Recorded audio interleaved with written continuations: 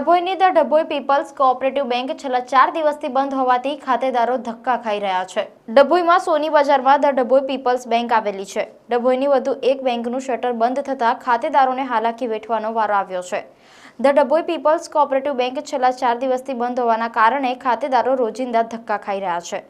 મેનેજરે રાજીનામું આપતા કર્મચારીઓ બેંક નથી ખોલી રહ્યા હોવાનું સામે આવ્યું છે તથા 2.5 કરોડ રૂપિયાનું કૌભાંડ થયા હોવાનું સ્થાનિકોનું કહેવું છે। અઠવાડિયાથી બેંકને તાળું માર્યું હોવાથી સ્થાનિકો રોષ ઠાલવી રહ્યા છે તથા સ્થાનિકો દ્વારા કર્મચારીઓને પ્રશ્નો પૂછવામાં આવતા યોગ્ય ઉત્તર આપતા નથી। છેલ્લા 20 વર્ષથી બેંકે ખાતેદારોનો વિશ્વાસ જીત્યો હતો, પરંતુ ધ ડભોઈ પીપલ્સ બેંકમાં ખેડૂતોએ વધુ પૈસા મૂક્યા છે। દરરોજના 30 થી 40 ખાતેદારો ધક્કા ખાઈ રહ્યા હોવાથી તેઓએ પોતાની વેદના મીડિયા સમક્ષ ઠાલવી છે। હું અહીંયાનો સ્થાનિક છું। અહીંયા ગાડી અવારનવાર અહીં રોજ આજે અઠવાડિયાથી બેંક બંધ છે અને અહીંયા ગાડી ટોટલી 2.5 કરોડ રૂપિયાનું કૌભાંડ થયું છે। બધી પબ્લિક અત્યારે અકળાયેલી છે ને હું સામે જ રહું છું, સામે મારું ઘર છે અને અહીંયા ગાડી ટોટલી લગભગ બધા જ ગુસ્સામાં આવે છે અને કોઈ એમને હરખો જવાબ નહીં મળતો। ફોન કરે છે તો એનો જવાબ નથી મળતો।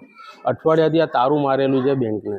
રોજના ઓછામાં ઓછા લગભગ 30-40 જણ આવે છે રોજના અહીંયા ગાડી બધા તપાસ કરો, પણ બિચારા નારાજ થઈને ચાલ્યા જાય છે। નારાજગી, કોઈએ પૈસા મેક્યા, કંઈ કામ લાગે, આ કરીએ પેલું કરીએ, લગ્નમાં કામ લાગશે, અત્યારે એ બધા મુશ્કેલીમાં છે। ટોટલી 2 થી 2.5 કરોડ રૂપિયાનું કૌભાંડ છે અહીંયા ગાડી। એ કોઈ જવાબ નથી આપતા, એ તો કોઈને રિસ્પોન્સ જ નથી મળતો પબ્લિકને।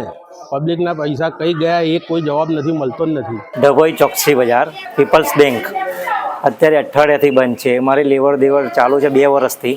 અમારે પૈસાની જરૂર છે લેવડ દેવડ માટે, તો અંદરના જે કર્મચારીઓ છે એ બધાએ રાજીનામું આપી દીધું છે। હવે અમે કોની જાડે રજૂઆત કરીએ કે અમારે પૈસાની જરૂર છે, ને અમે ડભોઈનો અહીગાડી ચોકસી બજારમાં રહું છું, બરાબર। હવે એ પૈસા માટે અમે કોની જોડે માંગણી કરીએ? બેંક અઠવાડિયાથી બંધ છે। ટ્રસ્ટીઓ જોડે અમારે જાણ નહીં થઈ, પણ અમને એવી ઉડતી વાત મળી છે કે અમે જે બધી બેંકોની અંદર લેવડ દેવડમાં છે ને બધાને લોનો જે આપેલી હતી એ લોન હજુ રજૂ નહીં થઈ, એના માટે આ બેંકો અઠવાડિયાથી બંધ છે। મેનેજર બી બધા છે ને રાજીનામું આપીને જતા રહ્યા છે।